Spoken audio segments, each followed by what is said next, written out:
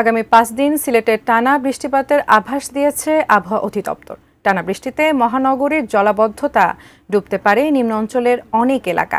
বিস্তারিত জানাতে সিলেট থেকে সরাসরি যুক্ত হচ্ছেন প্রতিনিধি কামরুল ইসলাম মাহি। মাহি, সিলেটের বর্তমান অবস্থা জানাবেন।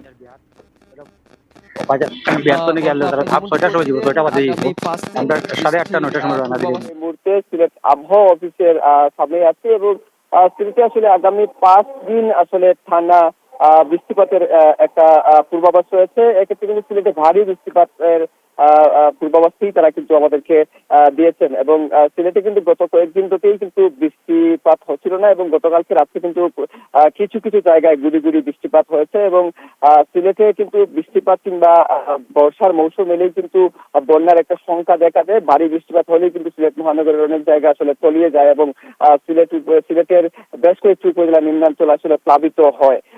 এমন পরিস্থিতিতে কিন্তু সিলেট জেলা প্রশাসন এবং সিলেট সিটি কর্পোরেশন সংশ্লিষ্ট কর্তৃপক্ষ যারা রয়েছে তারা কিন্তু ইতিমধ্যেই নানা রকমের প্রস্তুতিমূলক ব্যবস্থা নিয়ে রেখেছেন এবং আমরা পানি উন্নয়ন বোর্ডের সঙ্গে আমরা কথা বলেছিলাম। তারা আমাদেরকে যেমনটি বলছেন যে এখনো পর্যন্ত আসলে সিলেটের কোন নদ নদীর পানি আসলে বিপদ সীমা অতিক্রম করেনি এবং সিলেটে আপাতত আসলে বন্যার কোনো সংখ্যাও নেই। তো এই ছিল সিলেট থেকে আমার কাছে সর্বশেষ তথ্য।